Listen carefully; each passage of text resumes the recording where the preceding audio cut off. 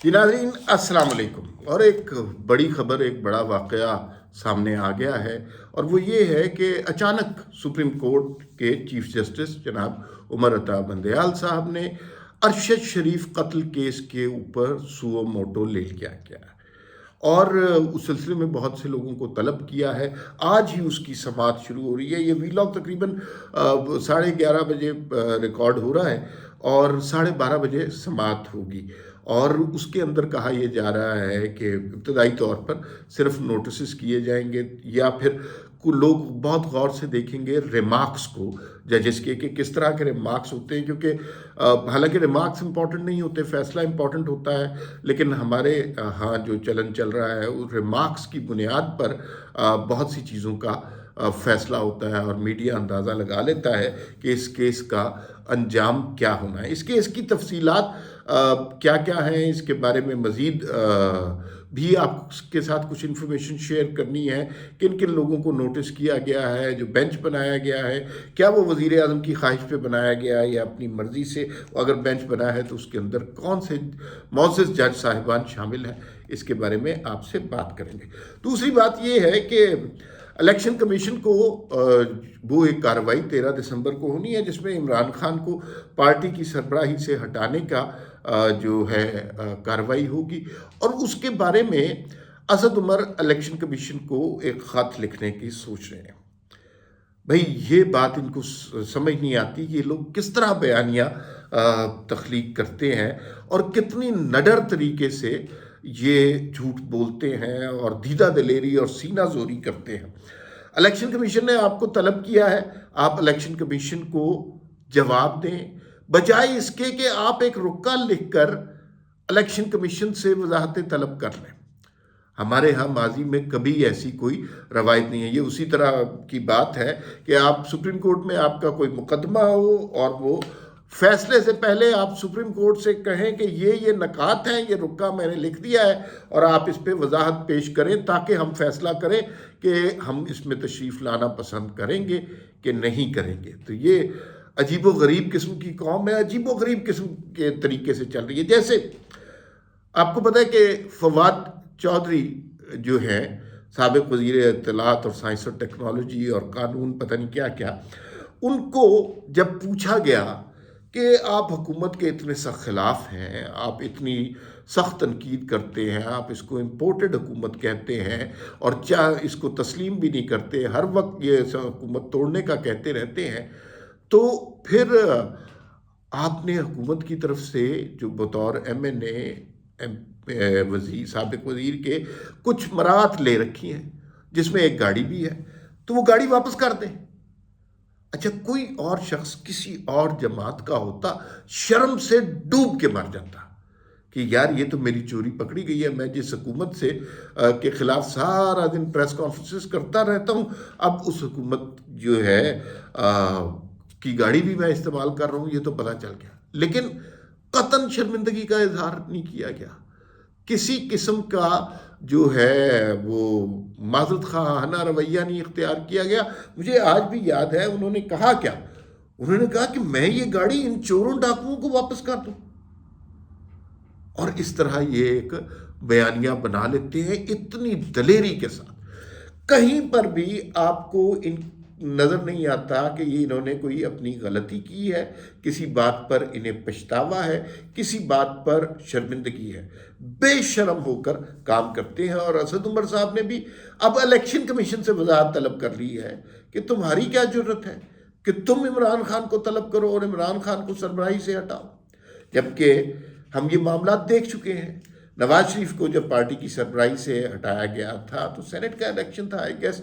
और जो सेनेटर मुंतखब होने थे, जो इलेक्शन होना था, उनको चूंकि वो नवाज शरीफ की अप्रूवल से पार्टी की कायद थे, नवाज शरीफ की अप्रूवल से वो नाम फाइनलाइज हुए थे, तो उनको PMLN के कैंडिडेट तस्वुर नहीं किया गया था, क्योंकि कहा ही उस ज़माने में साकिब निसार एंड कंपनी ने कहा कि ये सज़ा याफ्ता एक आदमी के रिकमेंडेड लोग हैं, लिहाजा ये कैसे सेनेट के मेंबरान की डिटेल दे सकते हैं। लिहाजा वो सारे मेंबरान PMLN के नहीं ट्रीट हुए थे, आज़ाद मेंबरान के तौर पर ट्रीट हुए थे। اور یہاں خان صاحب کی پارٹی دیکھ لیجئے کہ اسد عمر صاحب الیکشن کمیشن سے وضاحتیں طلب کر رہے ہیں کہ ذرا ہمیں بتائیں تو صحیح نا کہ کس دفعہ کے تحت، کس ضرورت کے تحت آپ کی جرت کیسے ہوئی کہ عمران خان جیسے مہاتما کو اس پارٹی کی سربراہی سے ہٹایا جائے یا اس کو اپنے پاس طلب کیا جائے؟ اتنی اوقات ہے آپ کی؟ یہی کہہ رہے ہیں نا کہ آپ کی اتنی اوقات ہے کہ آپ عمران خان کو طلب کریں؟ عمران خان تو بڑے بڑوں کا لاڈلا رہا ہے، عمران خان کی نیپیاں تو بڑے بڑے جرنیل بدلتے رہے ہیں، تو یہ الیکشن کمیشن کس کھیت کی مولی ہے؟ دنیا میں ایسا نہیں ہوتا۔ الیکشن کمیشن سے زیادہ طاقتور ادارہ شاید ہی دنیا کے ڈیموکریٹک سسٹم میں ہو، لیکن ہمارے ہاں جس قسم کا الیکشن کمیشن ہوتا ہے وہ ذرا سا کوئی سٹیپ لیتا ہے، ادھر سے ہائی کورٹ پکڑ لیتی ہے، ادھر سے سپریم کورٹ پکڑ لیتی ہے، اور اس لیے وہ ادارہ جو آزادانہ طور پر اپنے فیصلے کرنا چاہتا بھی ہے تو اس کو یہاں پہ نظام انصاف پکڑنے کام نہیں کرنے دیتا، ورنہ الیکشن کمیشن انڈیپینڈنٹ طور پر بہت سارے فیصلے کر سکتا ہے۔ جس طرح یہ عمران خان صاحب کھلے عام چیف الیکشن کمشنر کو گالیاں دیتے پھرتے ہیں اور اس کو پتہ نہیں چور ڈاکو کہتے پھرتے ہیں، یہ دنیا میں کہیں نہیں ہو سکتا، کیونکہ ان کے الیکشن کمیشن جو ہیں وہ بڑے طاقتور ادارے ہیں۔ پیپر پر ہمارا الیکشن کمیشن بھی بہت زیادہ طاقتور ہے، لیکن یہاں پر کسی قسم کی کارروائی ان کی فوراً کورٹس کے حدوں میں آ جاتی ہے، کورٹس پکڑ کے ان کا جو ہے معاملہ ختم کر دیتے ہیں، تو بیچارہ الیکشن کمیشن منہ دیکھتا رہ جاتا ہے۔ تو یہ یہاں کی صورتحال ہے، دنیا میں کہیں نہیں ہو سکتا تھا جو کچھ Imran Khan chief election commissioner اور چیف الیکشن کمیشن کے ساتھ کرتے رہے ہیں، الیکشن کمیشن کے ساتھ کرتے رہے ہیں، اور یہ جو اسد عمر صاحب خط لکھ کے الیکشن کمیشن سے وضاحتیں طلب کر رہے ہیں، یہ ایسا ممکن نہیں ہے۔ اب آ جاتے ہیں سوو موٹو پہ۔ بڑے عرصے کے بعد سوو موٹو لیا وزیر اعظم صاحب نے۔ اچھا، ارشد شریف کا قتل کا واقعہ ہوا تھا 23 اکتوبر 2022 کو، اس بات کو بہت عرصہ گزر گیا۔ اب جو اچانک سوو موٹو لیا گیا، اس کے پیچھے بہت ساری وضاحتیں سمجھ آ رہی ہیں۔ ایک تو یہ ہے کہ وزیر اعظم نے مطالبہ کیا تھا اور ٹیلی ویژن پر آ کر اور ہاتھ جوڑ کر کہا تھا، شہباز شریف صاحب کی تقریر یاد ہو، کہ اس کے لیے فل کورٹ آپ نے بنانا ہے۔ یہ بار بار انہیں خدشہ تھا کہ اس کے اوپر بھی اگر کوئی 3-4 کا ٹولہ آ گیا تو یہ ایک کیس جس سے ہمارا کوئی تعلق ہی نہیں ہے، ہمارے اوپر ہی کوئی چیزیں نہ نکال دیں، جیسے پاناما کے کیس میں ہوا تھا۔ تو وہ سارا سلسلہ ہے، لیکن فل کورٹ نہیں بنا، فل کورٹ نہیں بنا، 5 رکنی بینچ بنا ہے۔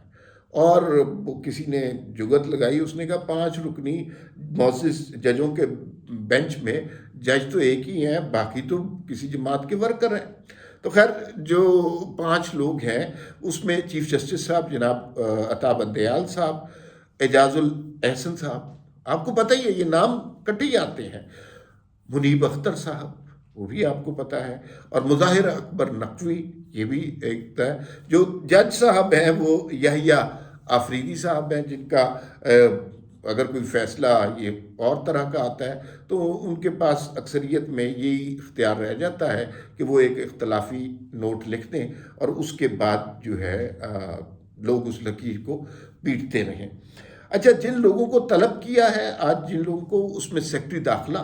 سیکرٹری خارجہ، سیکرٹری اطلاعات، ڈی جی ایف آئی اے، ڈی جی آئی پی اور پی ایف یو جے کے نمائندوں کو آج طلب کیا گیا ہے اور ان سے اس کیس کی شروعات کی جائے گی۔ گزشتہ دنوں پی ٹی آئی کی طرف سے بھی بڑا شور مچایا گیا کہ ارشد شریف کیس کے حوالے سے سپریم کورٹ کوئی نوٹس لے، اور پی ٹی آئی والوں نے دکھایا کہ عمران خان نے گندی سی ہینڈ رائٹنگ میں خط بھی لکھا اور وہ خط چیف جسٹس کے پاس بھی گیا، اور اس کے اندر بھی یہی مطالبہ کیا تھا، یعنی حکومت بھی اور پی ٹی آئی بھی دونوں یہ مطالبہ کر رہے ہیں کہ ارشد شریف کیس کو جلد از جلد ٹیک اپ کیا جائے، جلد از جلد اس معاملے کو حل کیا جائے۔ اور کہا یہ جا رہا ہے کہ پی ٹی آئی کے لوگوں نے بہت سارے خطوط پاکستان سے اور پاکستان کے باہر سے چیف جسٹس صاحب کو لکھوا کر بھیجے ہیں تاکہ اس سے عدالت پر پریشر پڑ گیا ہے، اور پی ٹی آئی کے سوشل میڈیا کا تو پریشر ہوتا ہی ہے کہ وہ تو کسی وقت بھی کسی کو بھی گالی دے سکتے ہیں، کسی کو بھی ہیرو بنا سکتے ہیں۔ یہ کیس بظاہر نہ حکومت کا کوئی تعلق لگتا ہے، نہ